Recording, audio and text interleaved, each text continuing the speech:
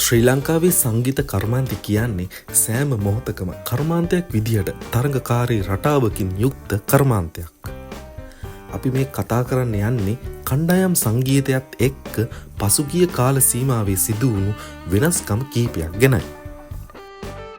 ඔබ සමාජ මාධ්‍යත් එක්ක නිරන්තරයෙන් සැරිසරන කෙනෙක් නම් ඔබට විවිධ පුවත් මගින් කණ්ඩායම් සංගීතයේ එක් චරිත මුල් කරගෙන පසුගිය දින කිහිපය තුළ දකින්නට අසන්නට ඔබට ලැබෙන්නේ නැති.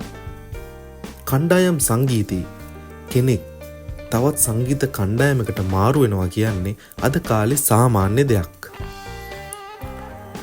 වාදන ශිල්පියෙක්, ගායන ශිල්පියෙක් ඒ සංගීත කණ්ඩායමෙන් ඉවත් වෙද්දී රසිකයන් විදිහට අපි ඒක බාර ගන්න ලෑස්ති වෙලා ඉන්නේ වෙනස්ම විදිහකට. සංගීත කණ්ඩායමක දන්න කියන චරිත කීපයක් ඉවත්වීම ගැනයි. රසිකයින් බොහෝ දෙනෙක් ආදරය කරන ෆ්ලෑෂ්බෑක් සංගීත කණ්ඩායමේ වසර ගණනාවක් එක දිගට ඔක්ටපෑඩ් වාදන ශිල්පියා ලෙස කටයුතු කරපු නාලක කලමුල්ල ෆ්ලෑෂ්බෑක් සංගීත කණ්ඩායමින් ඉවත්වීම ගැනයි. සමාජ මාධ්‍ය හරහා මේ වන විට නාලක කලමුල්ල සංගීත කණ්ඩායමින් ඉවත් වෙලා විදේශගත වීමකට සූදානම් බවයි ආරංචි මාර්ග පැවසෙන්නේ. මීළඟට රසිකින් බලාපොරොත්තු වන්නේ කාරණයක් තමයි කවුද මීළඟට ෆ්ලෑෂ්බෑක් සංගීත කණ්ඩායමේ අලුත්ම ඔක්ටපෑඩ් වාදකයා කියා. ඕල් වයිට් සංගීත කණ්ඩායමේ නියෝජනය කරපු ශේනුකල්ප තමයි මීළඟට ෆ්ලෑෂ්බෑක් ඔක්ටපෑඩ් වාදකයා ලෙස කටයුතු කරන්නේ කියලා සමාජ මාධ්‍යයේ පෝස්ටරයක් පළ වුණා.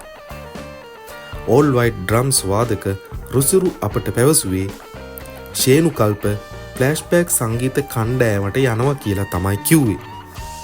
බොබි මාලුත් ඕල් වයිට් සංගීත කණ්ඩායමින් ඉවත් වී විදේශගත වීමකට සූදානම් බවයි අපිට පැවසුවේ. රොෂාන් ප්‍රනන්දු තවමත් කවුද හරියටම ඔක්ටපෑඩ් වාදකයා ලෙස ගන්නේ කවුද කියා මේ වන විටත් කිසිවක් කියලා නැහැ.